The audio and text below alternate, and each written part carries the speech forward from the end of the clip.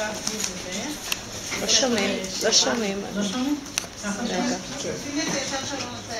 אני אתחיל בשיר מתוך הספר. כן. לא.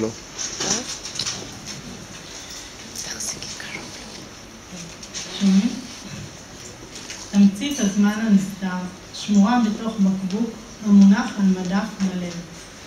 בבקבוק רסיסי חיים שנוצרו ברגעים בודדים מתוך מציאות השגרה.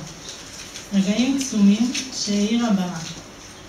רגעים אלו נבדלים מהשממה בהיותם בכי או אושר של עיני. טוב, אני עדינה זקס. אני גרה בבית אל מאז שנולדתי. אני חונכתי בבית אל מהגן ועד האולפנה. באולפנה למדתי במגמת סופרות עם המורה מרים שפט, וזה מאוד השפיע ותרם לכתיבה שלי. עשיתי שירות לאומי ביד בנימין, ולאחר מכן למדתי לתואר ראשון בספרות ומחשבת ישראל במכללה בבית וגן, בירושלים. אני מאוד אוהבת לקרוא ולכתוב. הספר יצא לאחר שנים של כתיבה למגירה. אני כותבת בערך מגיל 15 לעצמי, ולפני כמה שנים החלטתי שאני רוצה להוציא לאור ספר. חיפשתי מישהו שינקד לי את השירים, ושלחתי את השירים מכמה הוצאות לאור. בסוף בחרתי בשירי בארץ מבית אל.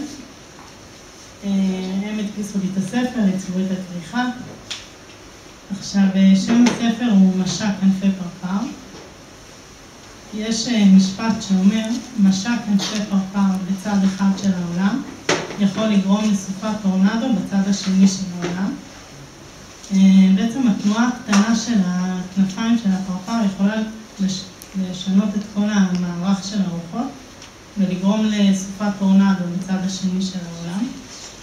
ורואים פה את הכוח של הדברים הקטנים להשפיע בגדול, ואני חושבת ששיר זה סוג של משהו קטן שיכול להשפיע ולגעת, ואני מקווה שהשירים שכתבתי באמת השפיעו ויגעו בכמה שיותר אנשים. הספר עוסק במגוון נושאים, חוויות מחיי היום, חוויות קטנות, גם חוויות גדולות וחד פעמיות. השירים עוסקים בין השאר גם בחיפוש ובאמונה. בספר כ100 שירים. להוציא ספר זה ממש הגשמת חלום בשבילי, ואני מאחלת לכולכם שתגשימו חלומות. מי שרוצה ניתן לרכוש הערב את הספר במחיר מוזל אצל חגית שם. ותמיד אפשר אצלי בבית, מי שרוצה.